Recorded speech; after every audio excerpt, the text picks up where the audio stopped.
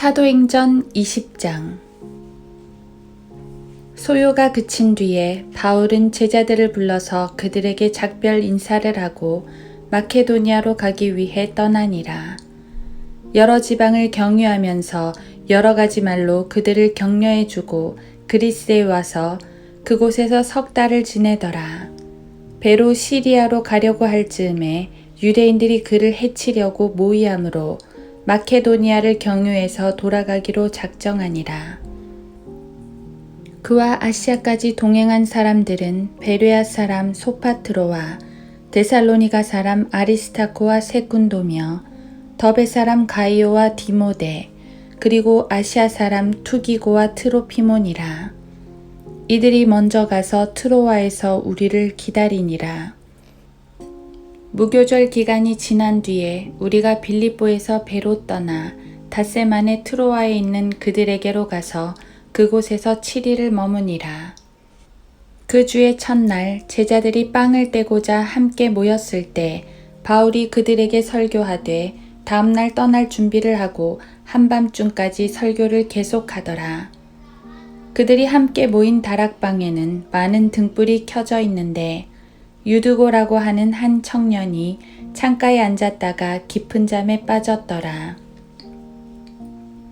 바울이 오래 설교하므로 그가 잠을 이기지 못하여 3층에서 떨어졌는데 일으켜 보니 죽었더라. 그러자 바울이 내려가서 그에게 엎드려서 팔로 그를 안고 말하기를 소란 피우지 말라. 생명이 그에게 있도다 라고 하더라. 그러므로 그가 다시 올라가 빵을 떼어서 먹은 후에 동이 틀 때까지 오랫동안 대화하고 나서 그곳을 떠나니라. 사람들이 살아난 그 젊은이를 데려오니 적지 않은 위로를 받더라. 그때 우리가 먼저 배를 타고 앗소로 항해하여 그곳에서 바울을 태우려고 했으니 이는 자신은 도보로 갈 생각으로 그렇게 정하였기 때문이라. 그가 우리를 앗소에서 만나니 우리가 그를 배에 태워 미툴레네로 갔다가 그곳에서 배로 떠나 그 다음날 키오 맞은편에 이르렀고 그 다음 날에는 사모에 들렀고 트로굴리움에서 머물렀으며 그 다음날 밀레토에 도착하였더라. 바울은 아시아에서 시간을 아끼려고 배로 에베소를 지나치고자 작정하였으니 이는 가능하면 오순절날에 예루살렘에 도착하려고 서둘렀기 때문이라. 그리하여 그가 밀레토에서 에베소로 보내어 교회의 장로들을 청하니 그들이 그에게 오므로 그들에게 말하기를 너희는 내가 아시아에 온 첫날부터 내가 언제나 어떻게 너희와 함께 지내왔는지를 아느니라. 나에게 가해진 유대인들의 계략으로 인하여 온갖 마음의 겸손과 많은 눈물과 시련으로 주를 섬겼노라. 너희에게 유익한 것은 무엇이나 숨겨두지 않고 보여주었으며 또 집집마다 다니며 너희에게 드러나게 가르쳤으니 유대인과 또한 헬라인에게도 하나님에 대한 회개와 우리 주 예수 그리스도에 대한 믿음을 증거하였노라.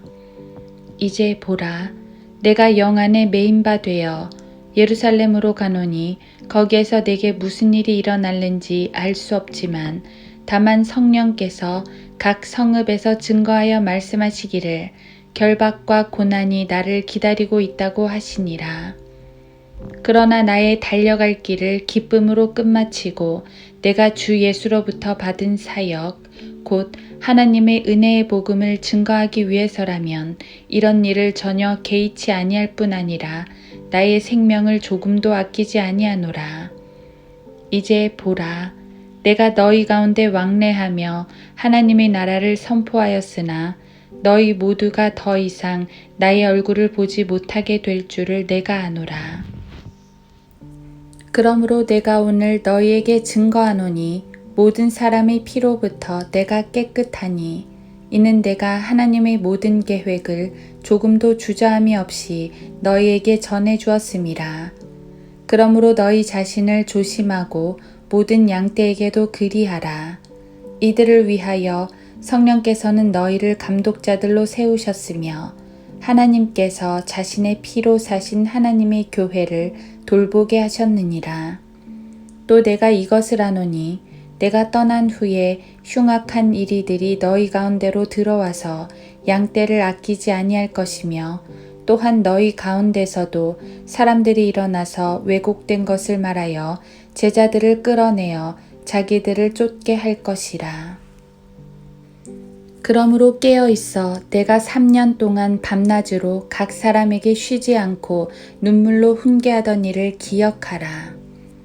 이제 형제들아, 내가 너희를 하나님과 그분의 은혜의 말씀에 의탁하노니 그 말씀이 능히 너희를 굳게 세워줄 것이며 또 거룩하게 된 모든 사람 가운데서 너희에게 유업을 줄 것이라.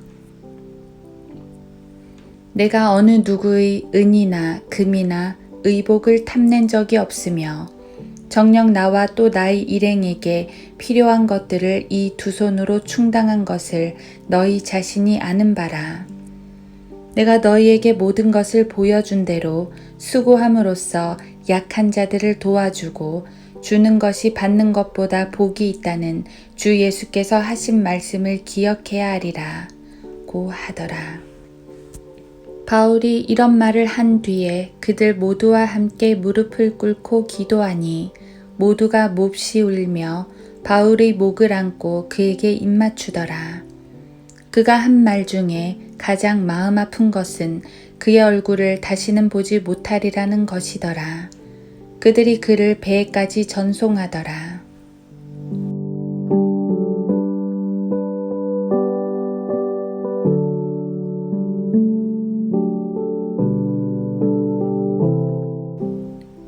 하루 한 장 사도행전 20장. 이제 형제들아, 내가 너희를 하나님과 그분의 은혜의 말씀에 의탁하노니 그 말씀이 능히 너희를 굳게 세워줄 것이며 또 거룩하게 된 모든 사람 가운데서 너희에게 유업을 줄 것이라. 사도행전 20장 32절. 사랑하고 아끼는 누군가를 떠나야 할 땐 그들을 가장 안전한 곳에 맡기는 것이 옳습니다. 그렇지 않다면 이 위험한 세상 가운데서 해를 당할 수도 있고 잘못된 곳에 빠질 수도 있기 때문입니다. 그래서 바울은 모든 전도 여행을 마치고 돌아가는 상황에서 사랑하는 성도들을 하나님과 그분의 말씀에 의탁하고 있습니다. 하나님과 그분의 말씀이야말로 세상에서 가장 안전한 장소이기 때문입니다. 하나님은 우리의 가장 강력한 피난처요 또 방패십니다. 그분의 말씀 역시 마찬가지입니다. 하나님께서 우리를 보호하실 때 또 그분의 말씀을 굳게 붙들고 나아갈 때 우리는 안전할 뿐만 아니라 강하게 될 수 있습니다. 여기서는 그분의 말씀을 특히 은혜의 말씀이라 했습니다. 24절에서는 하나님의 은혜의 복음이라 했습니다. 죄인은 하나님의 복음으로 구원을 받는데 그 복음의 본질은 은혜입니다. 우리의 행위와 관계없이 하나님의 은혜로만 구원을 받기 때문입니다. 은혜란 하나님께서 주시는 베푸심입니다. 세상 어느 것으로도 얻을 수 없는 가장 안전하고 가장 선하며 가장 강력한 절대적인 베푸심입니다. 인간의 힘으로는 얻을 수 없는 걸 하나님의 은혜 베푸심으로만 얻을 수 있습니다. 죄인이 헤어나올 수 없는 멸망 가운데 떨어졌을 때 하나님께서 손을 내밀어 구원하십니다. 그게 은혜입니다. 죄인이 그 죄값을 갚을 수 없을 때 하나님의 아들께서 십자가의 희생으로 모든 죄값을 갚으셨습니다. 그게 은혜입니다. 인간 편에서는 이룰 수 없는 절대적인 베푸심입니다. 그 은혜는 오직 하나님의 말씀을 통해서만 얻을 수 있습니다. 그래서 그분의 말씀이 은혜의 말씀입니다. 하나님의 은혜는 영원합니다. 그래서 우리는 한 번 은혜 받은 것으로 끝나는 게 아니라 그 은혜 가운데 꾸준히 있을 수 있습니다. 말씀 안에 있는 이상 우리는 하나님의 은혜를 계속적으로 누립니다. 말씀 안에 있을 때 우리는 세상 어디에서도 얻을 수 없는 위로와 평안을 얻습니다. 말씀 안에 있을 때 우리는 위협과 미혹으로 가득 찬 세상을 헤쳐나갈 힘을 얻습니다.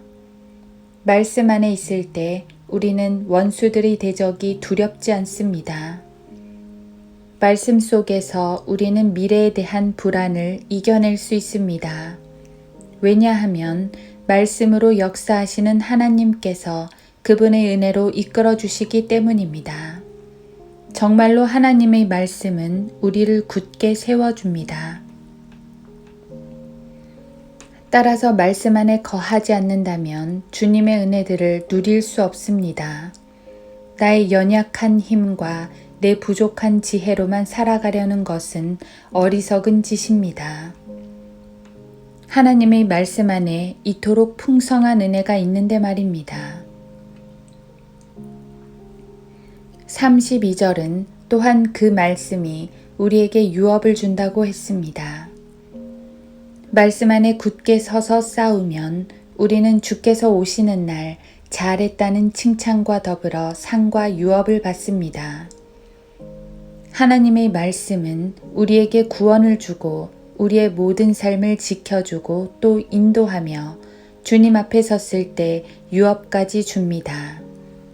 이 모든 것이 말씀 속에서 역사하는 하나님의 은혜입니다. 정말 말씀은 우리의 모든 것입니다. 은혜의 말씀에 의탁되어 있다는 것이 얼마나 감사한 일인지 모릅니다. 은혜의 하나님은 그 은혜의 말씀으로 오늘도 우리를 지켜주실 것입니다.